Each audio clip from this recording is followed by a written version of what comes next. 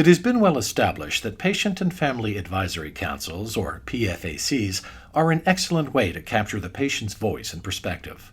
These councils help healthcare institutions and providers to hear the voice of the patient, identify the needs of their patient population, and bring patient and clinicians' views closer together. In this four-part series, we'll hear from leaders in this area and explore the important role of PFACs as hospitals navigate the COVID-19 pandemic.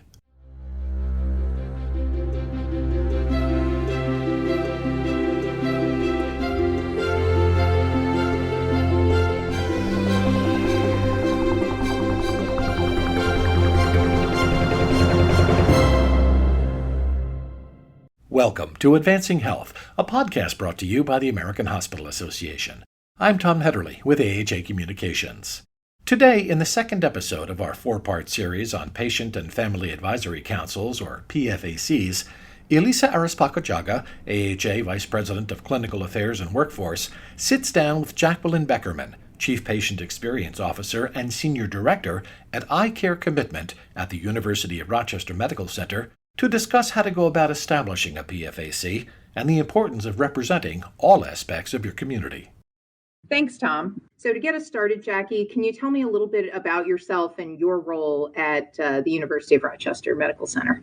Sure. Well, first of all, thank you so much for inviting me. It's an absolute honor to be participating. So as you said, I'm the Chief Patient Experience Officer here. I'm what you call a lifer at the University of Rochester Medical Center. I've been here for over 30 years, and I have probably spent the last 15 to 18 years really focusing on making sure that our patients and their families have the optimal experience and the best experience possible in care that they receive. And one of the things I truly believe and have that whole time is to be able to do that well, you need to make sure that they have a voice and that they are heard. So one of the things that I've worked on extensively over this time is building a real network of patient and family advisory councils. And that's really become, it's one piece of what I do, but it's really a significant and one of the most important pieces. I don't think we've made some real progress. We certainly have plenty of work to do, but we made some real progress, and I don't think we could have done it if we didn't have our patient family advisory councils. Great. Well, tell me a little bit about what that entails at the university. What is your process and the team that leads this work with the patients and families and the advisory councils? Sure. So I have a team of a few professionals. I'm a very hands-on person, so I've really done a lot of this in terms of PFACs and getting people on. So we have a whole, when I say a network, this is over years. We started with one. We were actually, our first Patient Family Advisory Council started over 20 years ago. Okay, so it's been around quite a while. One of the first probably in the country. So that is a council that represents the whole medical center, okay? Olive Strong Memorial Hospital, which is our main hospital. And what we realized was that we needed, that it's very important to have that overall council, but we needed to make sure we also had councils in our different areas. I think when you talk to most organizations, it's not unusual for them to have this. We also have a children's hospital. So we have a pediatric advisory council for the children's hospital. And actually, we also have for the NICU, okay, our neonatal families, we have an advisory council that goes through them. We have the Cancer Center has an advisory council that has been very, very involved. And those are things that I think you will see at many of the larger organizations. What may be a little unusual in the turn we took was that we realized that they were populations that, we just clearly were not meeting their needs, okay? And we needed to deal with individually. So we started and set up a few based on some, what I'm going to say, marginalized populations that just were not receiving optimal care. And we were hearing that consistently. So we have, for example, a behavioral health patient and family advisory council that has been extremely active in the Department of Psychiatry. A few years ago, we started a deaf patient and family advisory council, okay, because we happen to have one of the largest deaf populations in the country per capita. We have a university here, Rochester Institute of Technology, that has a huge deaf program, and many, we're very fortunate, many stay in the area, so we have a large deaf population. And it was clear that we needed to have a council unto its own to really deal with the issues they had. More recently, I think it's 2 years ago, we started a transgender and gender diverse patient family advisory council. And I can tell you, one of the things I'm responsible for, not to be jealous, but I have all the concerns and complaints under me as well. So I hear all the stories. And I'm going to tell you right now that some of the most tragic stories I heard were from our transgender patients and individuals. And there was no doubt we needed to have a council to really make sure their voice was heard. So we have started that. And we are in the process right now of exploring, we want to start a Black African American Patient Family Advisory Council as well. So we really have a whole network, each one having a representative on our overall council, which I mentioned at first.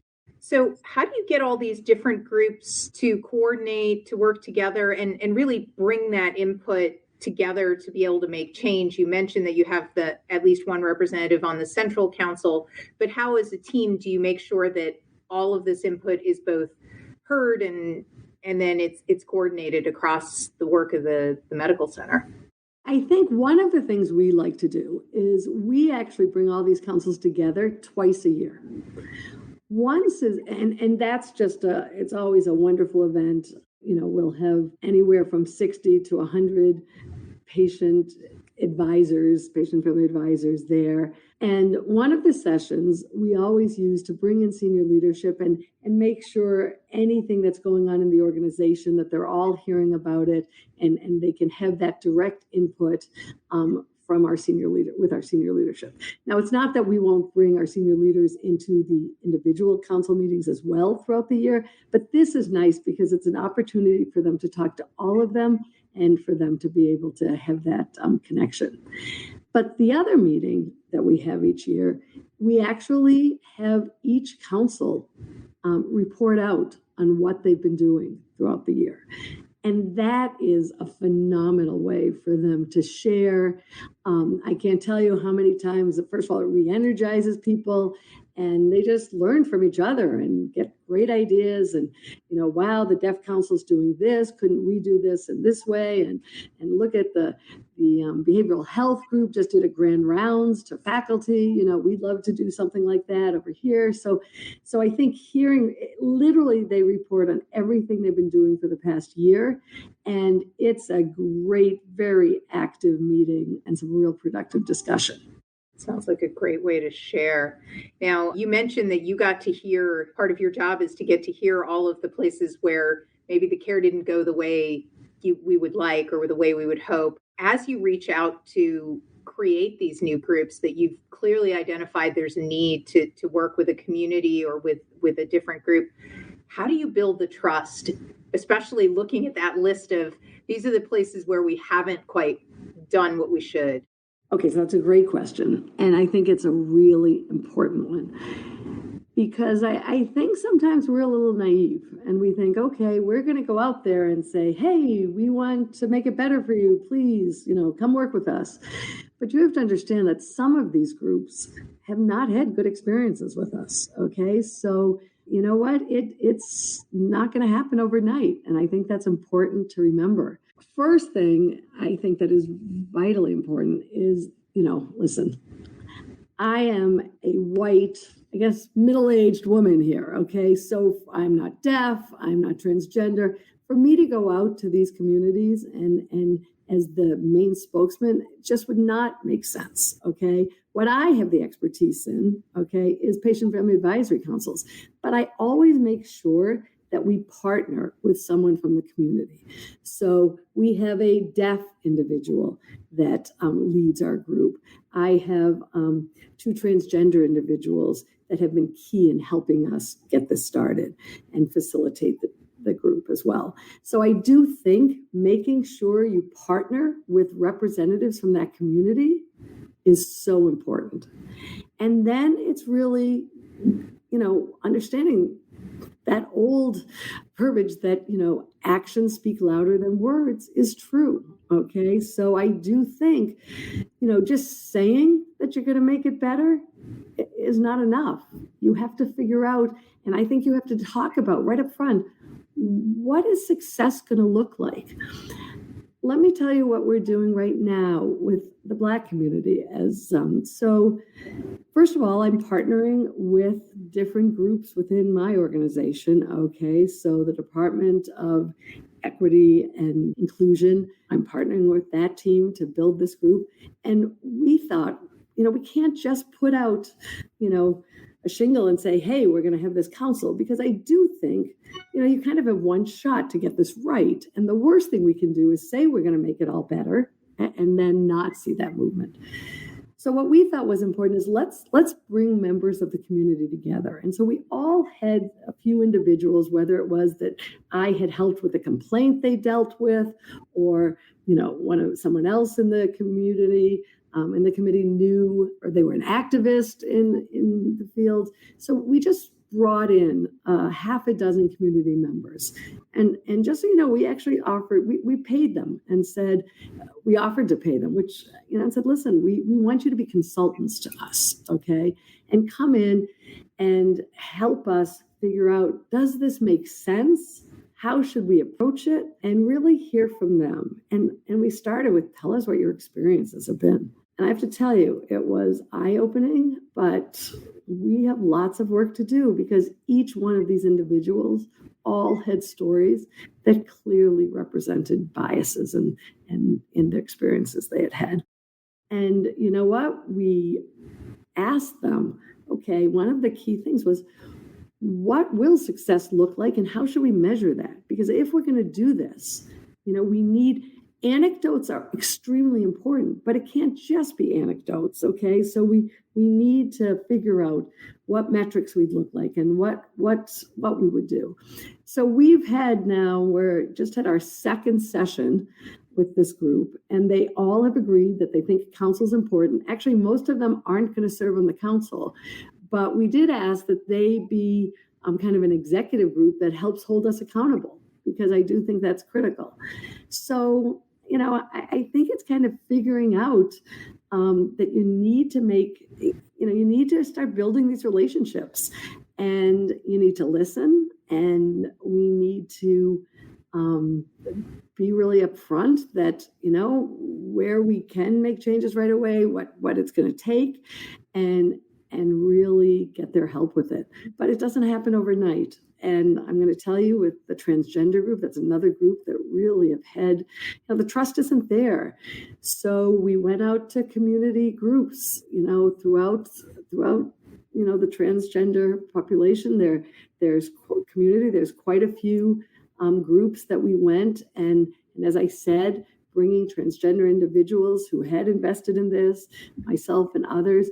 We went and talked to them, and we heard and we listened.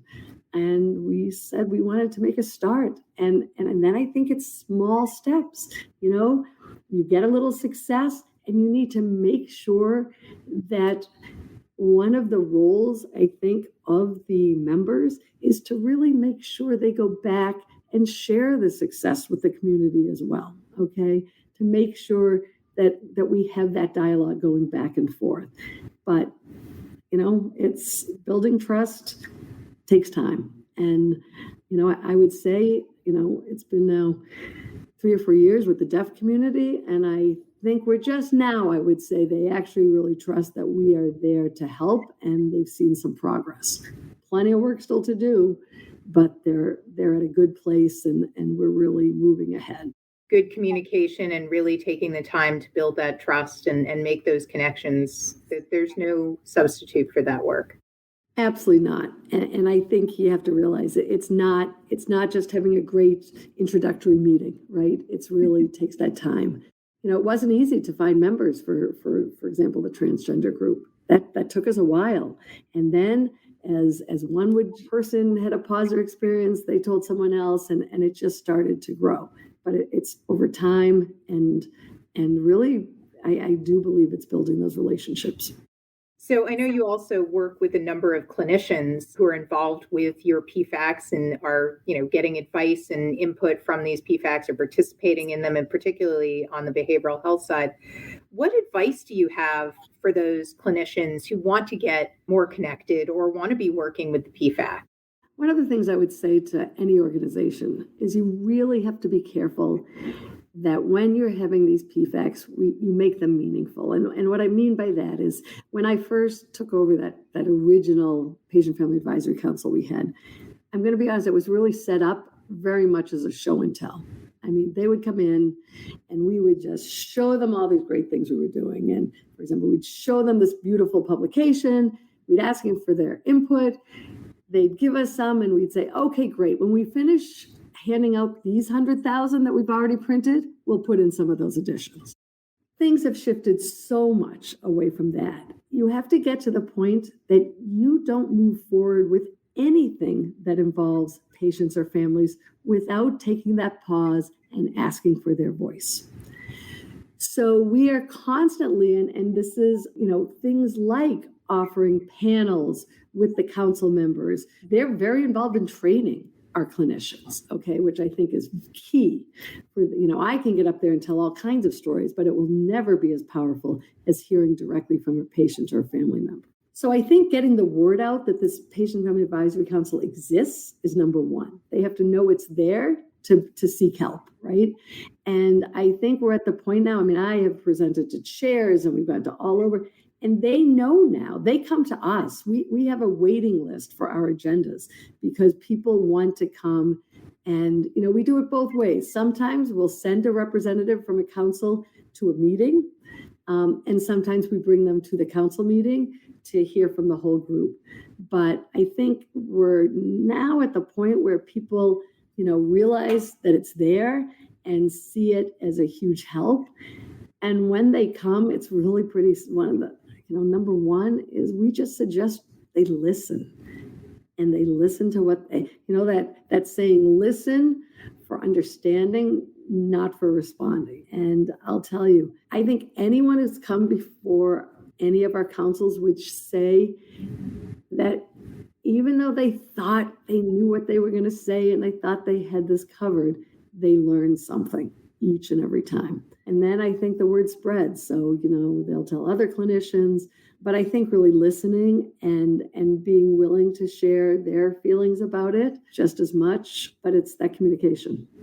Absolutely. So as we wrap up, what do you wish you would have known when you started this work 20 plus years ago?